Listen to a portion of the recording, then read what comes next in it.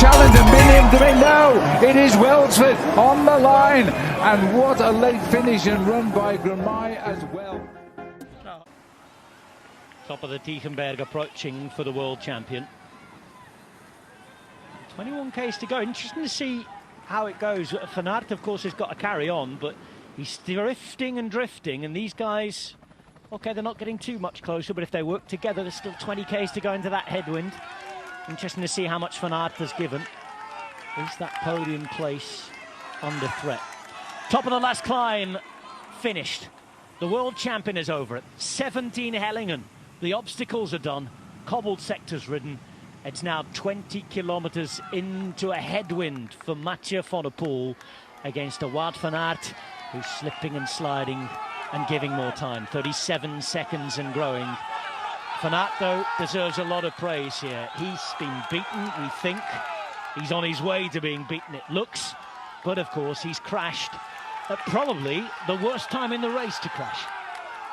Yep, 100% the worst time in the race. Just as Van der Poel was launching his attack, the move that looks to be that winning move, right on the bottom of a cobble climb. A climb that there's not a lot of room on, there's not a lot of speed on either. It's just a real slog to get up there. Van Aert started from zero as Van der Poel was on the move attacking. So yeah, there couldn't have been a worse place to crash for Van Aert. But the signs are good, you know, he brought that gap down to 11 seconds. It is just continuously rising back to Van Aert. But you can imagine in this situation, you've crashed, you're feeling good, you come back down from altitude, and then that happens.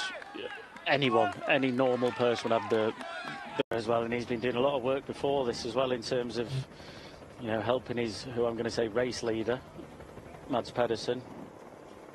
This was the moment. Well. Surprising that Jorgensen didn't get on board quite as easy after being sat on the back.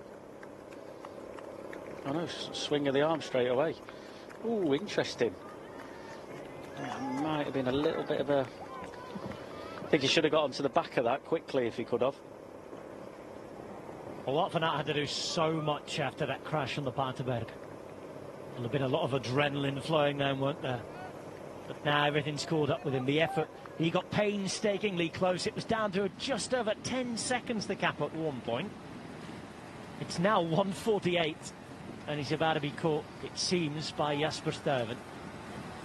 Biniam Girmay dropped from the chasing group, led on by Tim Wellens and containing both Van Aert's teammate Jorgensen and Jonathan Narvaez, national champion of Ecuador.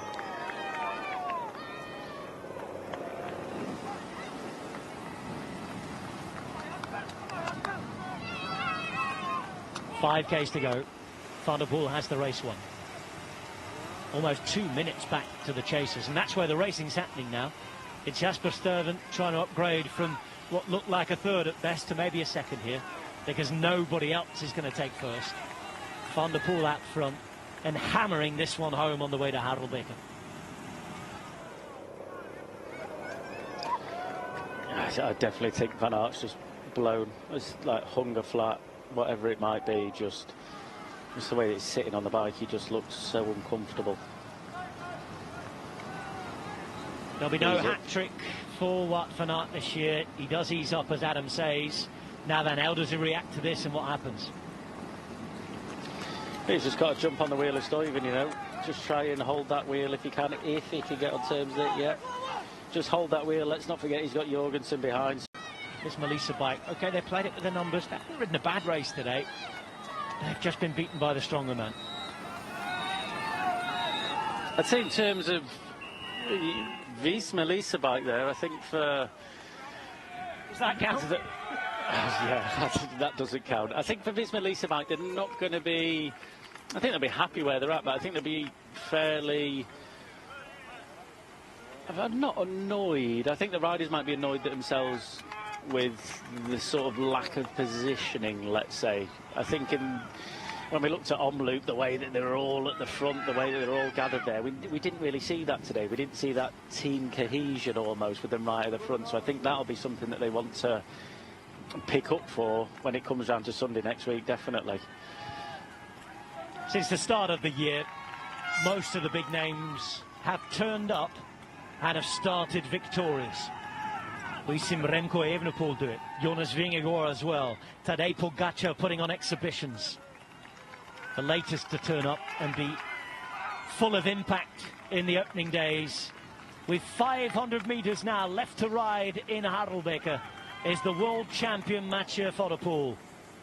It's a nasty rainy day in the Flemish Ardennes, but there is delight as a rainbow shines at the end of the E3 Saxo Classic.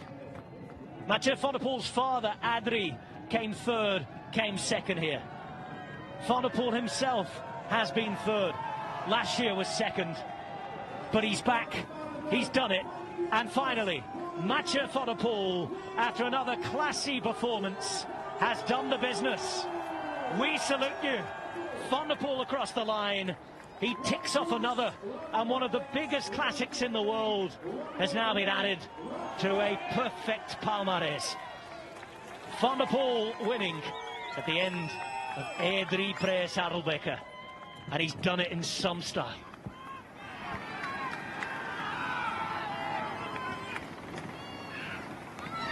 Chase for those coming on.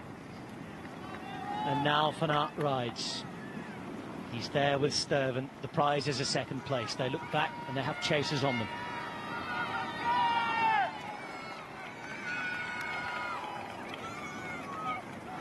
And Van Aert, remember, who crashed as now Jorgensen has attacked for fourth place.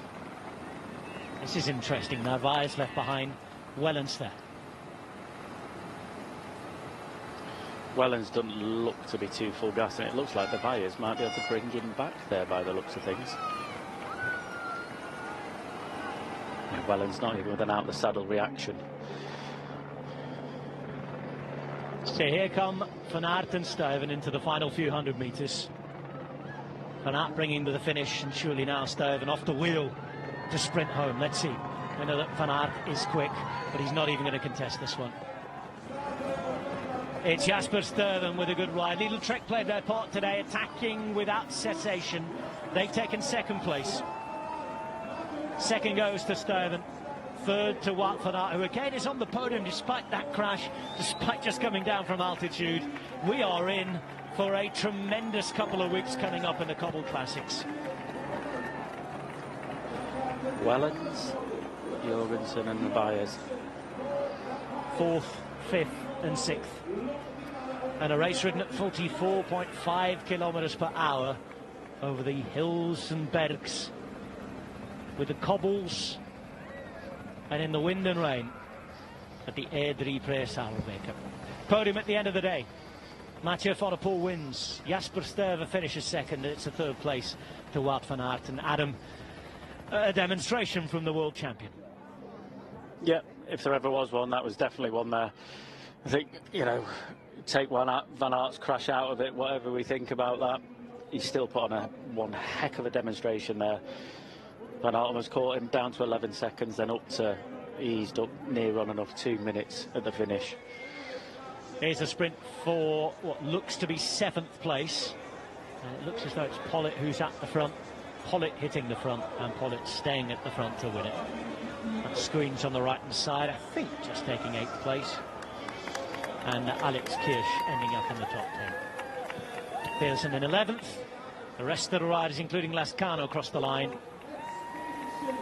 And Biniam Girmay, who'd lost a little bit of ground and really blew in those final few kilometres.